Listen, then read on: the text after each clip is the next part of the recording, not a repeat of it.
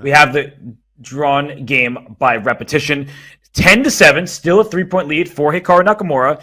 And Magnus keeps going back to the A3. If it wins you games, why not keep going? If it ain't broke, don't fix it. And obviously, it's not an ambitious opening. It's not like White is aiming for a big opening advantage. You're aiming for a relatively fresh position where White has a tiny bit of pressure. And given the state in the match, this could get annoying for Hikaru. He knows that a loss in this game will get Magnus the closest he has been all segment long. And they've transposed, Robert, into a pretty well-known line of the Queen's Gambit accepted. This is the World Championship match between Magnus and Fabiano from 2018. This opening was played a lot, and Hikaru and Magnus have played this stuff a lot. Yeah, it's really complicated here because the threat was e5 to e4 after attacking the bishop on f4, but now the knight on c6 is under attack. If you take on d5, this bishop takes h7 check, and then you get to win that knight on d5. So it's a really complicated sequence here, and Magnus is still laughing about something. And has Hikaru walked into Magnus's preparation? Because Hikaru's the one taking a chunk of time here.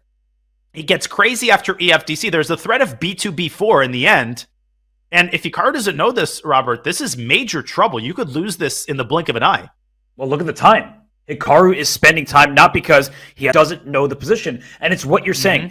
E takes f4, you get a bishop. D takes c6, you get a knight. White is up a pawn in that position. And b4 is a huge, huge threat. So it may look like Black is going to go Pac-Man. He takes f4.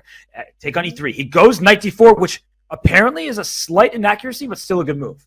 Boom shakalaka. That knight opens up the e-file, and White is up a pawn. It could be recaptured on the next move. Magnus still seems to be in his preparation, which is pretty ridiculous. But, here comes the knight. Knight e5, there's bishop e6. But even if you trade the bishops there, Danya, it's clearly an advantage for White. And the reason why is that dark square bishop for Black can't really attack anything, and White is kind of up a pawn. It's even material, 6 pawns per side, but we have a passed d4 pawn, and you have this pawn on f4 that's doubled and not going anywhere. And Magnus starting to get into his groove. I like this move by Hikaru. He's going to take that knight and take on d1, but we always talk about this, Robert. Opposite colored bishop positions are a totally different kettle of fish when the queens are still on the board. When they're on the board, it favors the attacker, so Hikaru definitely has a serious defensive task cut out for him in the next couple of moves. Yeah, and this king on g8 is not the safest piece on the board because e6 at some point will be a strike. Rook d7 is also a threat. And b5, speaking of strikes, huge move from Hikaru. He's still my beating heart. Don't take on b5 because then the white king will not have a beating heart. But maybe the bishop can move to d5. Maybe the bishop itself can take. But then you've cut out the pressure on f7 and Black can capture this very annoying pawn on e5. What a move by Hikaru.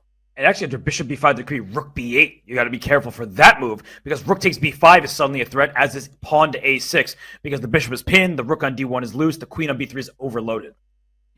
Great point, bishop b5, rook. I think Magnus should just go bishop d5, and then do not go rook d8 if you're Hikaru and walk into bishop takes f7. He's probably going to go rook c8. But then e6. Then there's e6. So then is he going to go rook b8?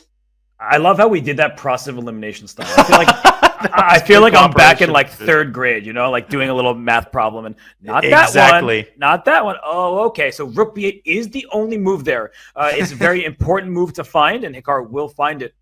But bishop d5 hits the rook. The rook has to slide over one square.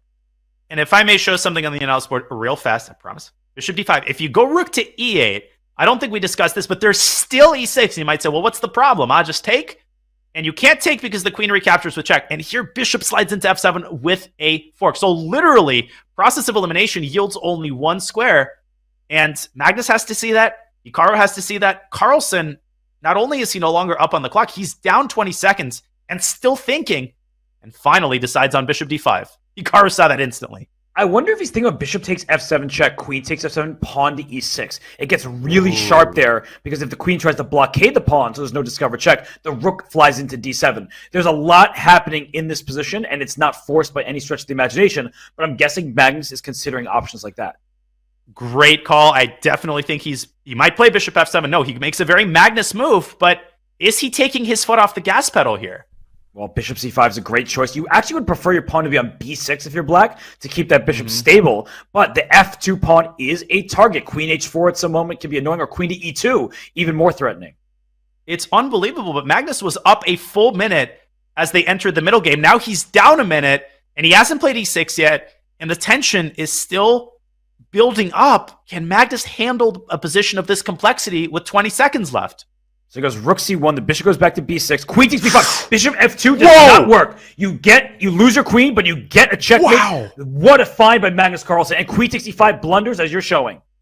There's discover checks galore here. White's works, Black's doesn't work, and that's because White has some luft and Black does not. And maybe Hikaru should create some luft, but then you have to watch out for e6. It gets ridiculously complicated. E6? Wait, can you sack the queen? You could have. I think he could have. E6 was winning. Wow. He could have got a new queen and won the game. But king f1, I can't blame him for that. King h8. What a cool move by Hikaru. But I would argue that an on-4 Magnus, we might show this later, would have seen e6. Nonetheless, he's got a big advantage in the endgame. You like to point out the pawn majority. Black's pawn majority is fully crippled, and you might not have a pawn majority if White takes on f7 at the right moment. Although if he took on f7, there would be bishop b2. So he goes rook c4 first. That way bishop b2 doesn't come with tempo. He can put a4, then b5. He has a clear extra pawn. Does Magnus on the queen side. Material is even, but the position is not. And neither is the time. 11 seconds for Magnus. He's got to build some time up here. Can he win this? Basically blitzing out his moves, trying to maximize the activity of the rook. We're accustomed, Robert, to seeing Magnus win these types of games. Can he pull another vintage endgame victory off? Look at this, king c4. His king is going up the board. The king is a weapon in the endgame. Rook a6, pawn a4 coming. First b5, bishop c6 is possible. Oh my goodness, this looks very unpleasant. Progress being made, but after the king parks itself on d6, you can never really go b6. Hikaru throws off a pawn to cripple White's pawn structure. But the king just comes back. He wants the f2 pawn. He's not getting it. He's not getting a single pawn, and here comes the a pawn. And here comes Black's king. Yeah, maybe.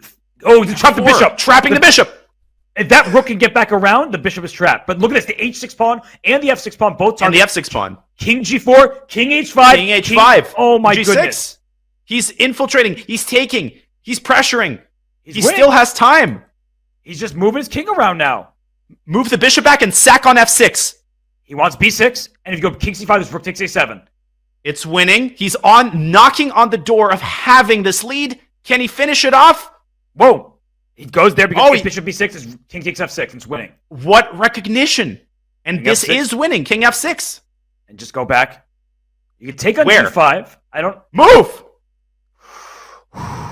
Oh, the h3 pawn is lost, but the bishop moves back, I guess, and then the king moves out the way, and the f pawn runs. But do not trade that last pawn. No, because then it's a draw. Wow. King g7, what recognition? Magnus is the king of that. Rook h4 and rook f4. It's not over yet. Hikaru might Look at this. Bishop g4. Oh, he is this so is insane. Precise. And this was necessary.